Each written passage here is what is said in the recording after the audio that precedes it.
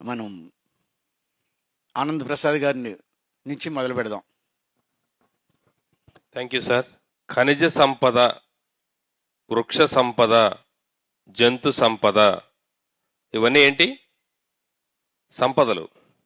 సంపదలను నాశనం చేసుకుంటామా? చేసుకోకూడదు.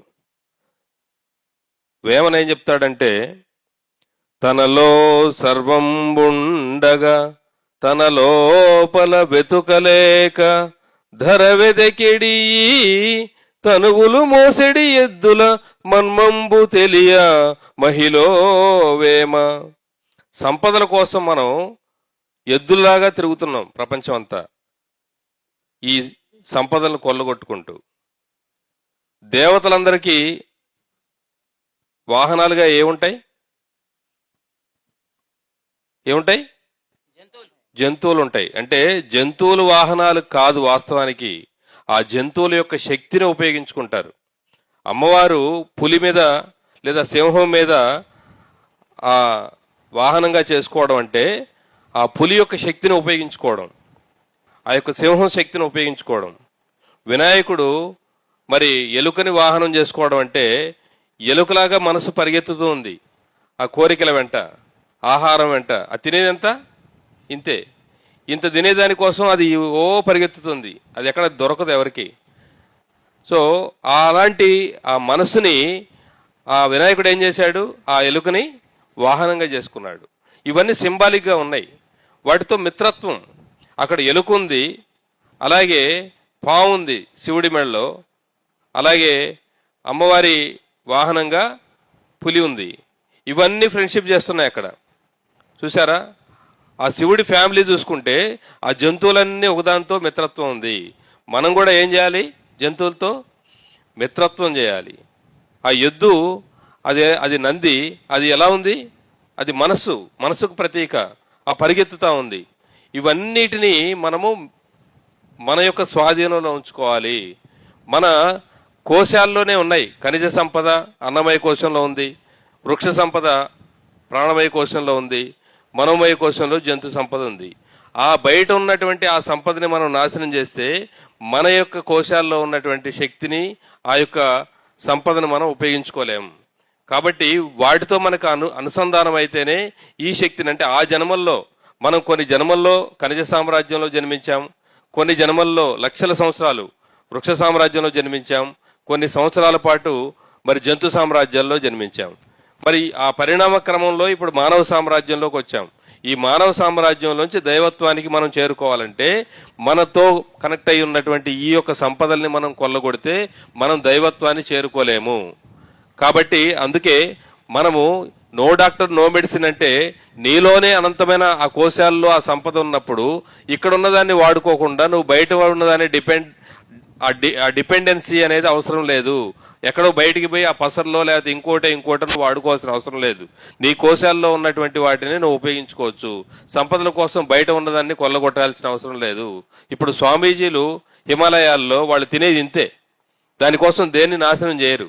ఎందుకంటే ఆ ఉన్న శక్తిని ఉపయోగించుకొని వాళ్ళు ఆ కోశాల్లో ఉన్న వాటిని ఉపయోగించుకుంటారు, ప్రపంచం అంతా తిరుగుతుంటారు.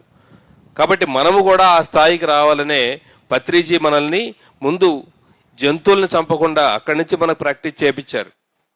వీటన్నిటితో మనం సహవాసం చేయాలి, స్నేహం చేయాలి, దాన్ని మనం అలవాటు చేసుకోవాలి. ఎప్పుడైతే ఆ జంతువుల మీద ఆధారపడి, ఆ ఆహారం మీద ఆధారపడి ఉంటామో మనం వాటితో కనెక్ట్ అవ్వలేం. కాబట్టి వాటితో మిత్రత్వం చేయాలి.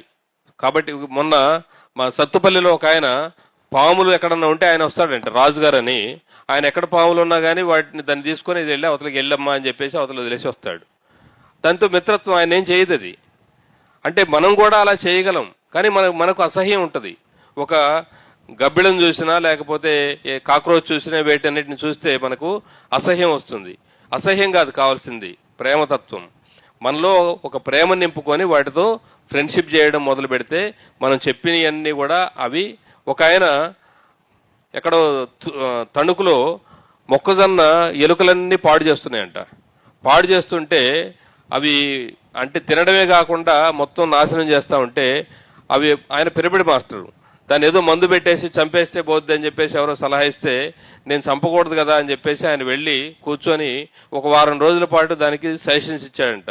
మీరు తినండి, తిన్న తర్వాత మిగిలినవి మేము తీసుకుంటాం, కానీ పాడు చేస్తే ఎవరికి కాకుండా పోతాయి కదా, వీటిని నాశనం చేయొద్దు, మీరు ఎంతవరకు తింటారో తిని వెళ్ళిపోండి అని అంటే ఆ పక్క తోట కంటే ఆ మొక్కజొన్న తోట కంటే కూడా ఏంది బాగా పెరిగిందనమాట, ఆ నాశనం చేయకుండా.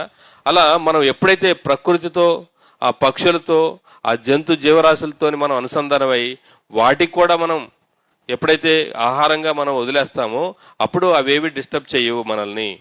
సో మిత్రత్వం చేయాలి, అదే మనం నేర్చుకోవాల్సింది. మనతో మనం, అందుకే మనల్ని మనం ప్రేమించుకుంటేనే ఇతరులని ప్రేమించే అవకాశం ఉంటుంది. కాబట్టి మనం మొట్టమొదట ధ్యానం చేయడం, మనల్ని ప్రేమించుకోవడం. సో నేను మాంసాహారిగా ఉండేవాడిని ఇంతకుముందు, ప్రతిరోజు తినేవాడిని. మలేషియాలో ఉన్నప్పుడు దాదాపు 5 సంవత్సరాలు ఉన్నా. అక్కడ శాకాహారం దొరికేది కూడా కాదు. మరి అలాంటి సందర్భంలో మరి స్వామి వివేకానంద, రామకృష్ణ పరమహంస కూడా మాంసం తిన్నారు అని చెప్పి, అంటే చేపలు అవి తింటారని చెప్పేసి నేను చదివి, ఎవరో నా మిత్రుడు మాంసం తినకూడదని చెప్తే ఊరికే అదే వేస్ట్ అని చెప్పేసి అని నేను అన్న. ధ్యానంలోకి వచ్చిన తర్వాత కూడా ఒక 4 రోజుల పాటు నేను తిన్నా. ఆ తర్వాత ఎందుకో నాకే ఆ ధ్యానం చేసిన తర్వాత తినాలనిపించలేదు. పత్రిగారిని రేపు కలవాలి అని అనుకున్న, అంటే రేపు వస్తారన్నమాట, భద్రాచలం వస్తారు, ఇంకా కలవాలి.